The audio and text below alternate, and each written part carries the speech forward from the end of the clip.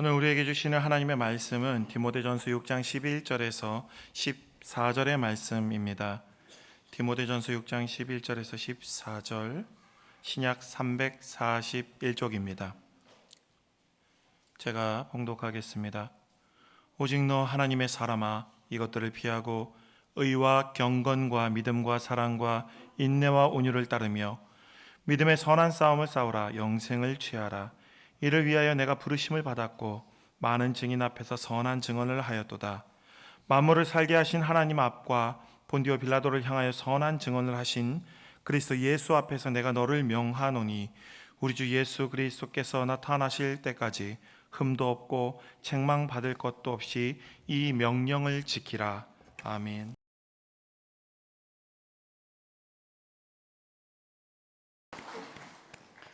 사랑하는 여러분, 우리 인생의 갈증이 예수 그리스도를 통하여 여러분에게 해갈되고 또 하나님의 은혜가 여러분 가운데 임하기를 간절히 축복합니다.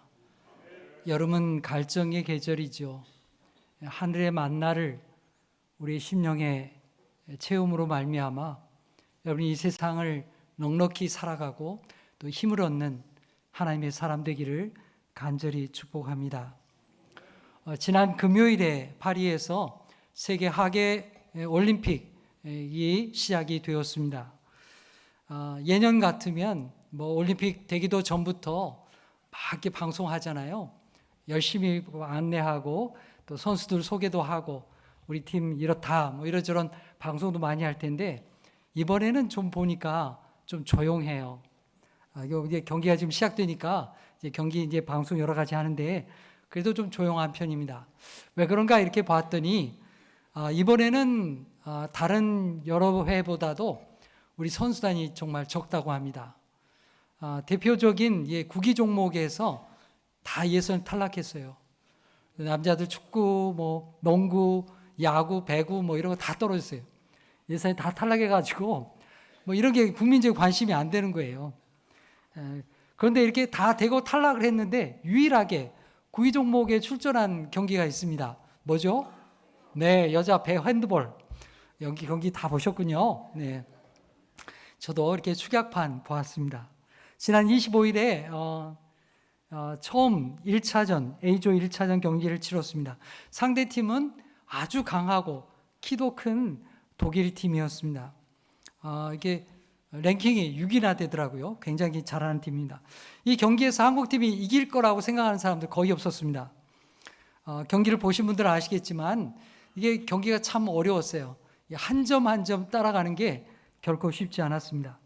더군다나 한국팀은 후반전에 가가지고 밀려가지고 이게 4점이나 이렇게 막 벌어지는 거예요. 한 점 따라가기도 어려운데 4점이나 떨어지니까 이게 얼마나 어렵습니까?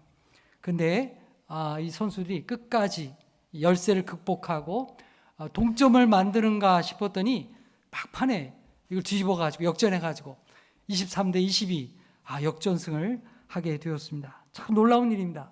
좀 멋진 승리입니다. 우리가 우생순위라고 하잖아요. 이 핸드볼. 우리 생애 최고의 순간.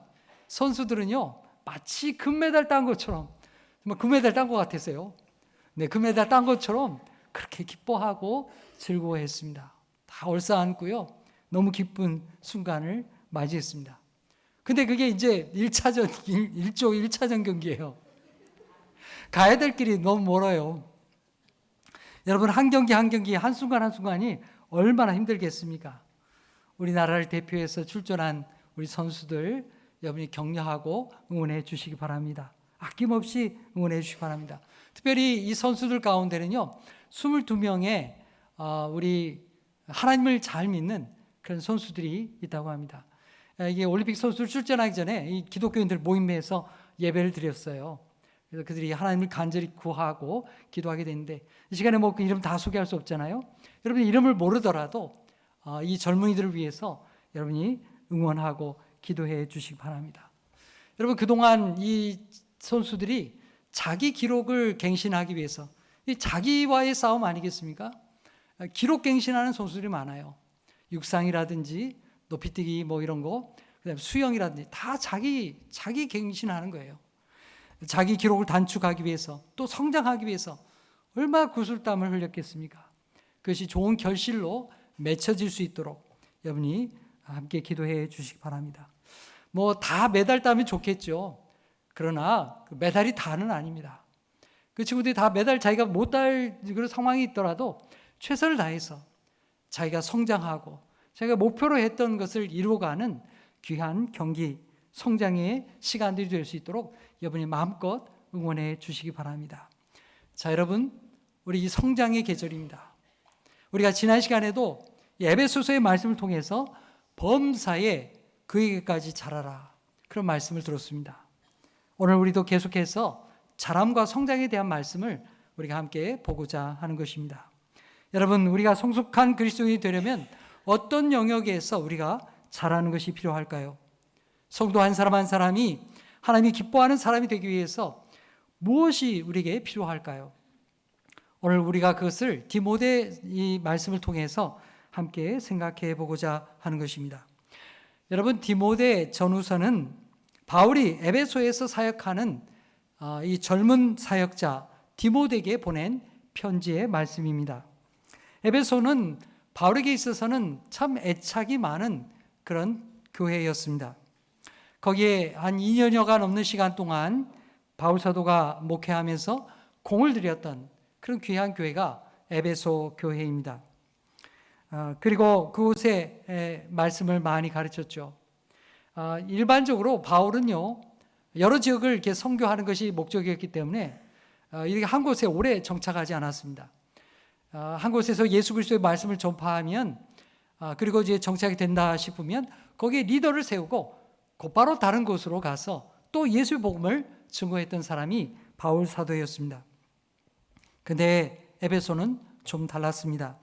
바울은 여기 에베소에서 두란노라고 하는 곳에, 이 두란노라고 하는 곳은 기독교인이 아닙니다. 기독교인이 아닌 뭐 철학자쯤 되겠죠.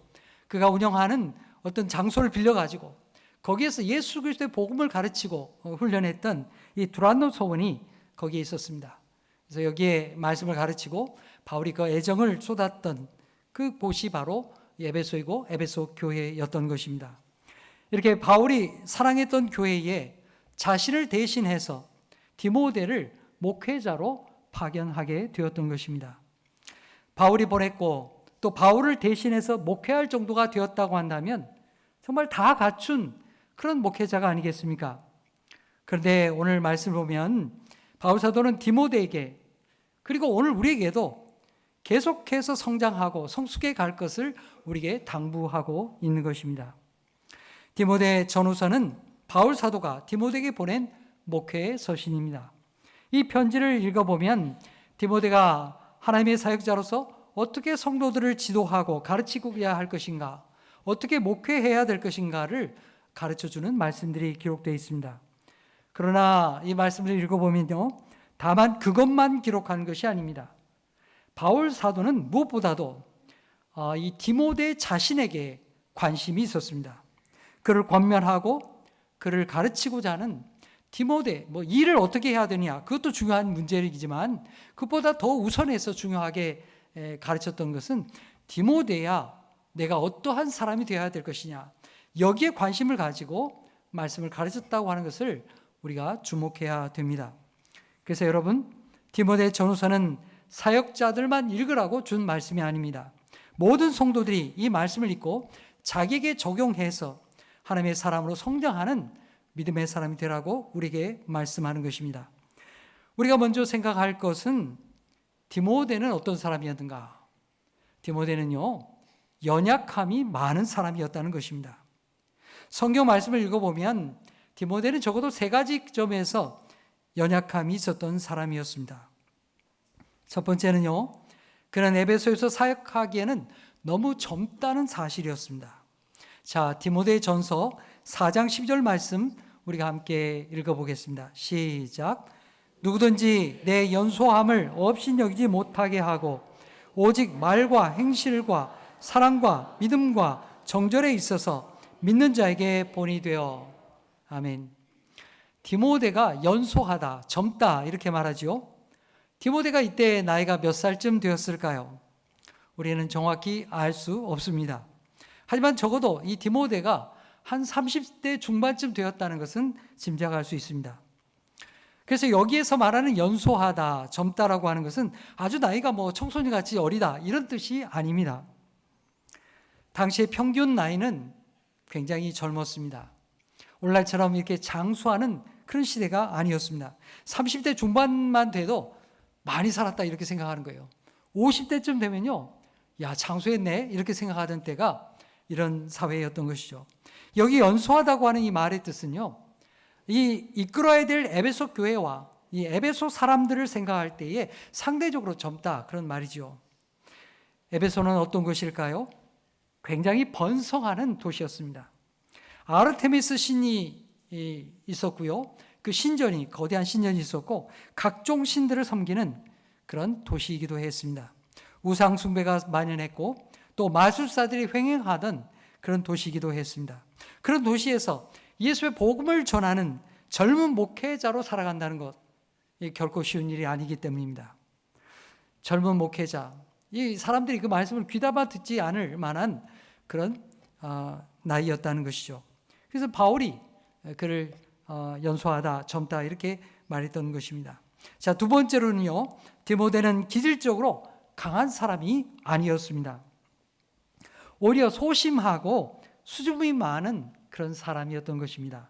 자, 고린도전서 16장 10절 말씀 함께 읽겠습니다. 시작.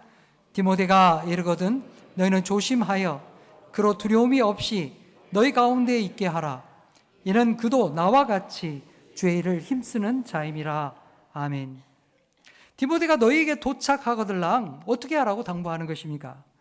조심해 달라는 것입니다. 왜요? 디모데는 소심하고 두려움이 많기 때문입니다. 나와 같은 사람이 아니라는 거예요.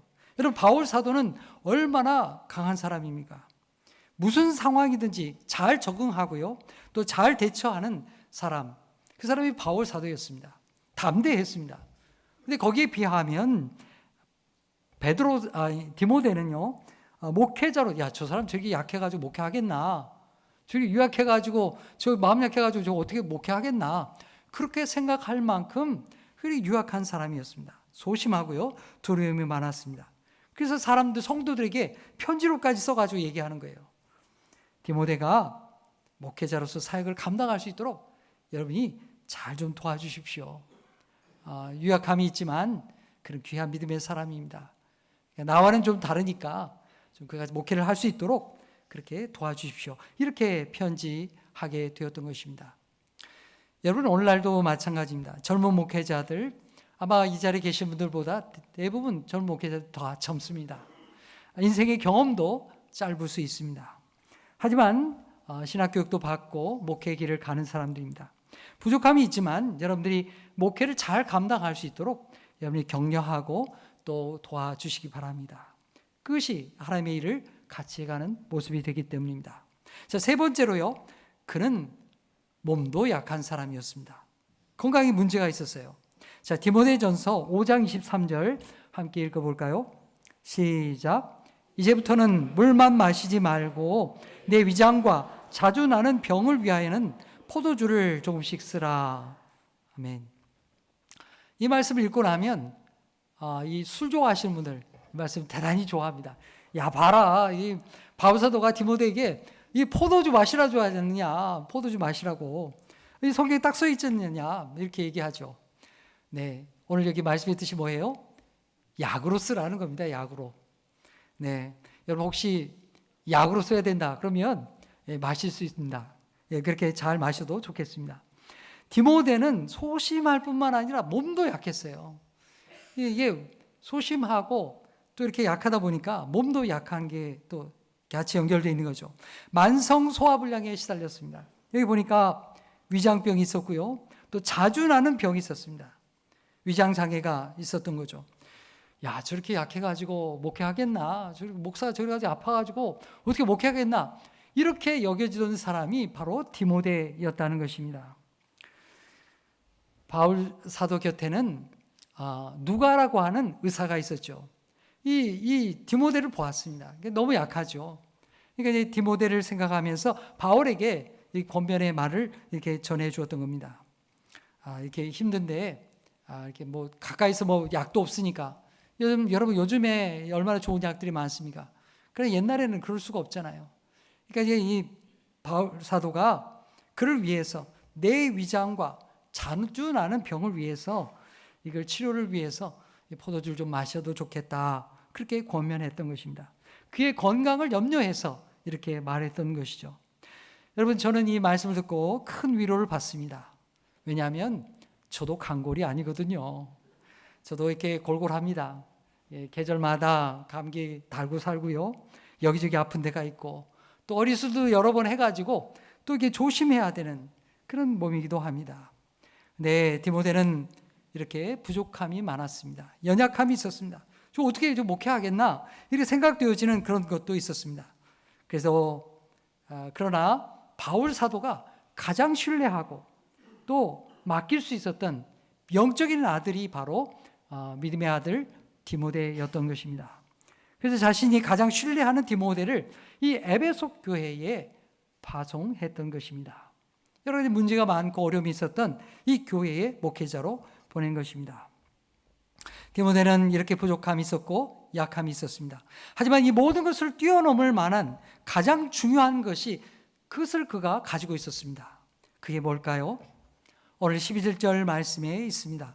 12절 말씀 우리가 함께 읽어보겠습니다. 시작. 오직 너 하나님의 사람아 이것들을 피하고 의와 경건과 믿음과 사랑과 인내와 온유를 따르며. 네. 디모데에 대해서 뭐라고 얘기합니까? 디모데가 어떤 사람이라는 거예요? 디모데가 하나님의 사람이라는 거예요. 육체적으로 병도 있고 여러 가지 약함도 있고 부족한 것도 많고 연소하기도 하고 하지만 그러나 디모데는 무엇보다 중요한 그 모든 것을 뛰어넘을 수 있는 하나님의 사람이라는 것입니다. 오직 너 하나님의 사람아. 네, 여기 오직 너라고 하는 이 표현을 원문에서 읽어보면요. 그러나 너는 이렇게 돼 있어요. 그러나 너는. 여러분 그러나라고 하는 게 뭡니까? 앞에 이야기를 뒤집는 거죠. 그 바로 앞에 단락이 나온 세상 사람들의 삶의 방식과는 다르게 살라 그렇게 말씀하고 있는 것입니다. 디모데야, 너는 부족하고 연약함이 많지만 에베소 사람들, 세상 사람들과는 구별되어서 신실하게 하나님의 사람으로 살아가려무나 그렇게 당부하고 있는 것입니다. 바로 그것이 바울 사도가 디모데를 에베소에 보낸 까닭이었습니다. 내가 여기 내 앞에서 하나님의 사람으로 살았던 것과 마찬가지로 에베소에서도 네가 하나님의 사람으로 살라고 그런 목적으로 에베소에 보냈던 것입니다. 디모데가 어떤 사람이라는 거예요? 하나님의 사람이라는 것입니다. 여러분 성경 말씀 보면 이 하나님의 사람이라는 호칭은요 그저 아무에게나 붙여진 호칭이 아닙니다. 하나님께서 특별한 사람들에게 그렇게 이름을 불러주셨습니다. 예를 들어 볼까요? 바로 모세입니다. 신명기 32장의 말씀 보면요 하나님은 모세를 느보산에서 마지막으로 부르십니다. 느보산은요 요단 동편에 있는 높은 산입니다. 하나님이 이 모세를 느보산으로 불러요. 그리고 그 마지막 인생의 마지막 시간을 이제 그의 생명이 다 끊어져 가는 시간이에요. 그 마지막 시간을 모세와 함께 하나님이 시간을 함께 보내게 됩니다. 그리고 그가 살아온 인생을 돌아보면서 하나님께서 그에게 붙여진 칭호가 바로 하나님의 사람 모세라고 불러주신 것입니다. 모세는 호렙산 떨기나무 불꽃 가운데서 하나님을 만났고요. 그리고 그날 이후에서 하나님의 부름받은 그 이후에 자기의 인생 모두를 하나님 앞에 바쳤습니다. 참 그동안에 어려움 많은 인생이었죠. 하지만 모세는 끝까지 하나님을 의지하고 하나님의 길을 따라 살았습니다. 그래서 하나님께서는 그를 가리켜서 하나님의 사람 모세라고 그렇게 불러주신 것입니다. 바울이 이 말을 하는 까닭이 무엇입니까? 디모데야, 내가 모세와 같이 다윗이나 엘리야 선지자와 같이 그렇게 에베소에서 내가 너에게 보낸 에베소에서 하나님의 사람으로 살아가려무나. 그것이 삶의 목적이라고 그에게 가르쳐 주었던 것입니다. 그래서 바울 사도는 디모데가 신앙인으로서 사역을 감당하기 위해서 가장 먼저 피해야 될 것이 무엇인가, 멀리 해야 될 것이 무엇인가를 그에게 말씀하고 있습니다. 11절에 말하죠. 오직 너 하나님의 사람아, 이것들을 피하고. 자, 이것이 무엇일까요? 역시 마찬가지로 앞에 단락에서 3절 이하에서 말하는 잘못된 신앙생활에 대한 것을 이야기하고 있습니다. 자, 첫 번째는요, 3절에 다른 교훈, 다른 교리를 가르치는 자를 멀리하고 피하라, 이렇게 말씀하는 것입니다. 앞에 말씀드린 대로 에베소는 우상숭배가 만연하고 이단들이 횡행하는 그런 도시였습니다. 요한계시록을 보게 되면 요한계시록에 아시아의 7교회에 대한 말씀이 나옵니다. 이 아시아라고 하는 곳은 오늘날로 하면 튀르키예 서안 땅에 있는 그런 지역을 말하는 거죠. 거기에 에베소 교회가 있었습니다. 가장 먼저 언급되는 교회도 에베소 교회입니다. 하나님께서 에베소 교회에 대해서 이렇게 말씀하십니다. 내가 너의 수고를 다 안다. 내가 악한 자들을 용납하지 아니하고 거짓된 자들을 시험하고 그것을 다 드러내었구나. 여러분, 이게 결코 쉬운 일이 아닙니다. 에베소에 있었던 거짓 교리들, 거짓된 선지자들과 열심히 논쟁하고 그들을 물리치고 싸웠던 것이죠. 그게 바로 에베소 교회입니다. 이런 믿음의 전통이 어떻게 해서 자라나게 되었느냐? 바로 바울과 디모데를 통해서 이런 신앙의 뿌리가 깊이 내리게 되었던 것입니다. 복음을 잘 지킬 수가 있었던 것입니다. 바울 사도가 디모데에게 이렇게 가르친 것입니다. 잘못된 교훈과 교리를 가르친 자들을 멀리하고 피하라, 이렇게 말이죠. 둘째는 5절에 마음에 부패하여 신앙생활의 경건을 자기 이익의 수단으로 생각하는 그런 사람들을 멀리하고 피하라, 이렇게 말씀하고 있는 것입니다. 일부 성도들 가운데는 겉으로 봤을 때는 참 신앙생활 잘하는 것 같은데 사실 살펴보니까 이 경건 신앙의 생활이 없고 또 신앙생활이 다 자기 이익의 수단으로, 그저 종교 생활로 전락한 그런 사람들이 있다는 것입니다. 그런 사람들을 멀리하라는 거예요. 그런 사람들은 투기와 분쟁과 비방과 다툼과 악한 생각을 가진 사람들이라는 것입니다. 바울은 디모데에게 그런 사람들을 멀리하고 피하시오. 신실한 믿음의 사람들을 가까이 하시오. 그렇게 당부했던 것입니다. 그리고 세 번째는 돈에 대한 욕심을 제어하라고 우리에게 말씀하고 있는 것입니다. 여러분, 에베소는 어떤 도시였을까요? 아주 부유하고요, 돈이 넘쳐나는 그런 도시였습니다. 무역에 아주 이렇게 발달된 도시였습니다. 올 봄에 우리 성지순례 다녀온 팀들이 있죠. 에베소의 유적들이 아주 오늘날에도 많이 남아 있습니다. 그 유적들을 보면 고급 상가들이 질비하게 서 있고요, 또 빌라 단지들이 다 유적으로 남아 있습니다. 단지들을 보게 되면요, 바닥을 대리석으로 깔고요, 그 바닥에 모자이크화가 사람들 걷고 다니는 길바닥에 다 깔려 있어요. 그렇게 고급된 그런 도시가 바로 이 에베소였던 것입니다. 에베소 사람들은 돈이 최고라고 하는 이 물질주의적인 그런 문화 속에 살았던 사람들입니다.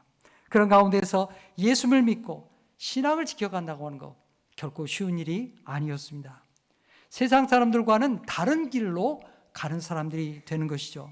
자, 오늘 6장 9절에서 10절 말씀 우리 함께 읽어볼까요? 시작. 부하려 하는 자들은 시험과 올무와 여러 가지 어리석고 해로운 욕심에 떨어지나니 곧 사람으로 파멸과 멸망에 빠지게 하는 것이라. 돈을 사랑함이 일만하게 뿌리가 되나니 이것을 탐내는 자들은 미혹을 받아 믿음에서 떠나 많은 근심으로써 자기를 찔렀도다. 아멘.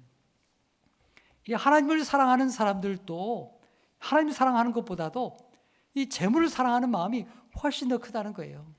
이 신앙생활이 어떻게 잘 성장하겠어요? 어려움이 될 수밖에 없는 것입니다.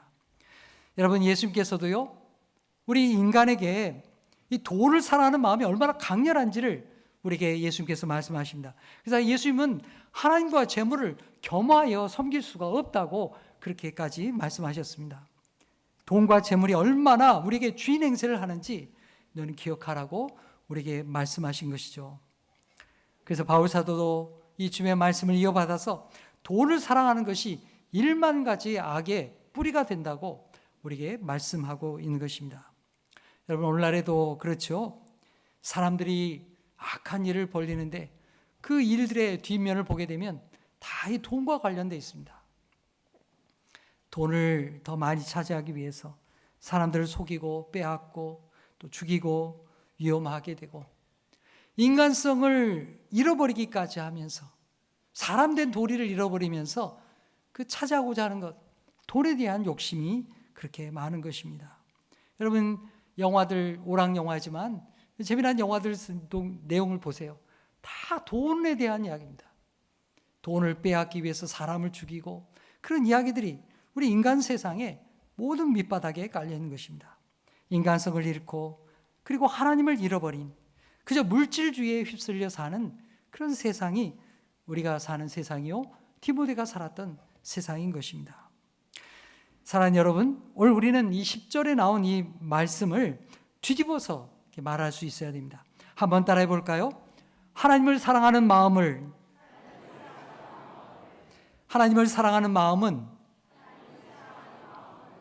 일만 가지 선을 행하는 뿌리가 된다. 아멘. 돈을 사랑하는 것이 일만 가지 악의 뿌리가 된다고 했죠. 반대로 뒤집으면 하나님을 사랑하는 마음은 일만 가지 선을 행하는 뿌리가 되는 거예요. 하나님을 사랑할수록 우리는 더 선을 행하게 되는 것입니다. 돈을 사랑하면 악의 길로 계속해서 갈 수밖에 없지만, 그러나 하나님을 사랑하게 되면 돈보다 더 귀한 것을 알게 되고요, 사람의 생명을 귀하게 여기고요, 하나님이 사람을 귀하게 여기는 것을 알고 그것을 위해서 선을 행하게 되는 것입니다. 사랑하는 여러분, 우리가 생계를 위해서 또 미래를 위해서 또 저축도 하고 준비도 하고 애를 쓰고 살아갑니다. 그러나 그것이 우리에게 필요한 것이지만 그것이 우리 삶의 목적일 수는 없는 것입니다. 하나님을 의지하고 하나님을 위하여 사는 복된 믿음의 사람 되기를 축복합니다. 두 번째로 바울 사도는 디모데에게 따르라 이렇게 말씀하십니다. 자, 6장 11절 다시 한번 읽어볼까요? 시작. 오직 너 하나님의 사람아, 이것들을 피하고 의와 경건과 믿음과 사랑과 인내와 온유를 따르라고 말하죠.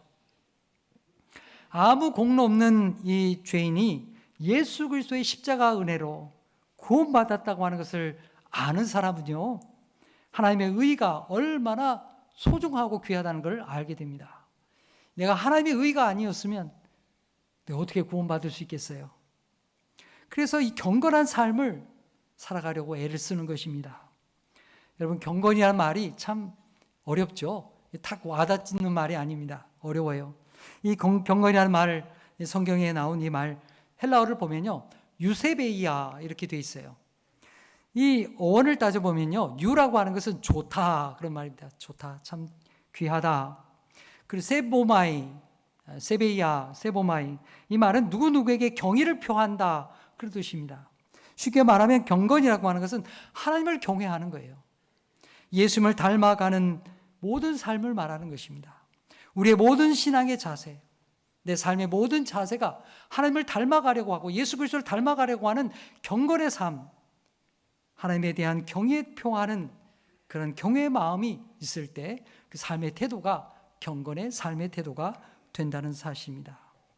의와 경건, 믿음과 사랑, 인내와 온유, 그 어느 것 하나도 단기간에 우리 안에 만들어줄 수 있는 것이 아닙니다. 그렇죠? 다 시간의 과정을 통해서 성숙해 가는 것입니다. 그리고 그것도 성령 하나님께서 도와주셔야만 우리가 이런 결실을 맺을 수 있는 것입니다. 사랑하는 성도 여러분, 바울 사도가 디모데에게 권면한 것과 같이 하나님을 향하여서는 의와 경건을, 그리고 자신과 이웃을 향하여서는 사랑과 믿음을, 그리고 우리의 부딪힌 현실과 여건과 상황들 속에서는 인내와 온유를 훈련하는, 그래서 성숙해가는 하나님의 사람 되기를 축복합니다. 세 번째로 바울 사도는요, 디모데에게 영적인 싸움을 싸우라 이렇게 말씀하고 계십니다. 앞에 말씀드렸죠. 이 에베소는 아주 신자들이 많았습니다. 우상을 숭배하는 특별히 아르테미스라고 하는 이 신전이, 거대한 신전이 있었고요. 우상숭배가 가득한 도시였습니다. 그런 도시에 디모데가 보내졌어요. 그리고 이단들도 많았다고 했죠. 교리적으로도 여러 가지 문제가 많았습니다. 그런 가운데에서 예수 그리스도의 복음을 지켜가고 성도들에게 이 말씀을 바르게 가르치는 것 결코 쉬운 일이 아닙니다. 자기 스스로가 예수 그리스도의 말씀을 붙들고 더 깊이 연구하고 성장해야만 했던 것입니다. 자, 12절 말씀 우리 함께 읽어보겠습니다. 시작. 믿음의 선한 싸움을 싸우라. 영생을 취하라. 이를 위하여 내가 부르심을 받았고 많은 증인 앞에서 선한 증언을 하였도다. 아멘. 믿음의 선한 싸움을 싸우라. 자, 여기 믿음이란 뭘 말하는 걸까요? 예수 그리스도께 받은 복음을 말하는 거예요. 사도들로부터 받은 계승된 이 진리의 말씀, 바른 교리를 가리켜 말하는 것입니다. 자, 믿음의 선한 싸움을 싸우라. 그건 누구를과 상대해가지고 실력 행사를 해라. 이런 말이 결코 아니에요. 누구하고 맞짱을 떠라. 이런 얘기가 아닙니다. 그럼 뭐냐? 예수 그리스도의 복음을 지켜가기 위해서 내 자신을 하나님 앞에 연단하고 말씀을 성실히 가르치고 이웃과 자녀들에게 이 말씀을 계승하고 전수하고 이 말씀을 전파해라. 그런 말씀입니다. 그게 믿음의 선한 싸움이에요. 누구 맞짱 떠가지고 뭐 붙들고 띠들 패라 이런 얘기가 아니에요. 내 스스로 이 믿음의 연단을 하고 믿음의 선한 싸움을 싸우라. 복음을 지켜내라. 여러분, 이 말씀은요, 오늘 우리가 동일한 말씀이에요. 오늘 우리도 누구하고 맞짱 뜨는 게 아니고요, 자기의 믿음이 하나님 앞에 신실하게 되기 위해서, 바른 신앙에 서기 위해서, 또 이 말씀을 증거하기 위해서, 또 자녀들에게 이 말씀을 가르치기 위해서 믿음의 선한 싸움을 해야 될 책임이 우리에게 있다는 사실입니다. 그리고 바울 사도는요, 12절에 영생을 취하라 이렇게 말씀하십니다. 이를 위하여 내가 부르심을 받았다 하는 것이죠. 여러분, 영생을 취하라, 이 말이 무슨 말일까요? 세상에 어떤 유혹이 있다 하더라도 거기에 흔들리지 말고 영원한 생명을 꽉 붙잡아라, 그런 말씀입니다. 여러분, 영생은요, 우리가 죽어서만 가는 것이 아닙니다. 물론 우리가 죽은 다음에 천국에 갑니다. 우리의 소망이죠. 하지만 죽은 다음에 가는 것만이 전부가 아닙니다. 이 땅에 사는 동안에 하나님과 관계를 누리며 사는 것이 바로 영생입니다. 여러분, 이게 굉장히 중요해요. 예수님께서 우리에게 그렇게 가르쳐 주셨습니다. 요한복음 17장 3절의 말씀 우리 함께 읽겠습니다. 시작. 영생은 곧 유일하신 참 하나님과 그가 보내신 자 예수 그리스도를 아는 것이니라. 아멘. 여기 안다고 하는 것은요, 내가 삶 속에서 경험적으로 안다, 그런 말이에요. 주님과 만남을 통해서 안다는 말입니다. 주님과 사귀고 주님과 함께 동행하고 주님을 나의 주임으로 모시고 살면서 경험하는 그 모든 것들, 주님 앞에 아뢰고 기도하면서 갖게 되는 하나님과의 관계, 예수 그리스도의 관계를 누리며 산다, 그 말입니다. 이게 영생을 취한다는 말이에요. 그래서 우리가 찬송 부르죠. 찬송 436장에 우리는 이렇게 찬송합니다. 나 이제 주님의 새 생명 얻은 몸, 옛 것은 지나고 새 사람이로다. 그 생명 내 맘에 강같이 흐르고 그 사랑 내게서 해같이 빛난다. 영생을 누리며 주 안에 살리라. 오늘도 내일도 주 함께 살리라. 후렴만. 영생을 누리며 주 안에 살리라. 오늘도 내일도 주 함께 살리라. 아멘, 아멘. 바로 그거예요. 영생을 취하라. 내가 죽어서 천국 가는 거 당연히 가죠. 그러나 그것만 있는 게 아니다. 오늘 내가 이 땅을 살아가면서 예수 그리스도와 함께 동행하면서 그 영생을 누리며 사는 자가 되라고, 거기까지 자라고 그 삶을 이루라고 우리에게 당부하고 있는 것입니다.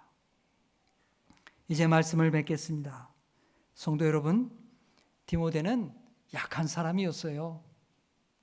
그러나 하나님을 향한 믿음에 있어서만큼은 어떤 누구보다도 강한 사람이었습니다. 그런 에베소의 비기독교적인 환경 속에서 더 성장하고 성숙해야 했습니다.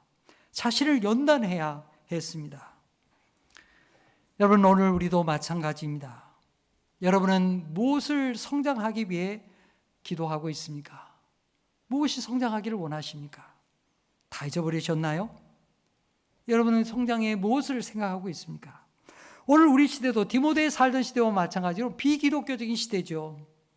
이 시대에 약한 것들을 피하고 그것들을 본받지 말고 예수 그리스도의 의와 경건을, 그리고 믿음과 사랑을, 인내와 온유를 훈련하십시오.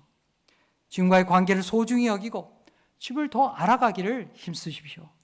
자신의 믿음과 그리고 이 예수 그리스도의 복음을 지켜내기 위해서, 믿음의 선한 싸움을 싸우기 위해서, 이 말씀을 증거하기 위해서 하나님 앞에 믿음으로 달려가는 저와 여러분이 되기를 간절히 축복합니다. 기도하겠습니다. 하나님 아버지, 저희를 세상에 불러내어 주님의 구원받는 자녀가 되게 하시니 감사합니다. 주님, 우리를 위해 세상에 오신 예수님을 바라보면서 저희로 주님이 기뻐하시는 하나님의 사람들이 다 되게 하여 주시옵소서. 그리하여 모세와 같이, 디모데와 같이 하나님의 사람이라 일컬음 받게 하여 주옵소서. 우리들이 영적으로 피해야 될 것이 무엇인지 분별하게 하여 주시고 주님의 의와 경건과 믿음과 사랑과 인내와 온유를 쫓아 날마다 성숙해가는 그리스도의 사람들 되게 하여 주옵소서. 우리의 삶 속에서 믿음의 선한 싸움을 싸우며 날마다 영생을 취하여 누리는 하나님의 사람들, 신실한 하나님의 일꾼들이 다 되게 하여 주시옵소서.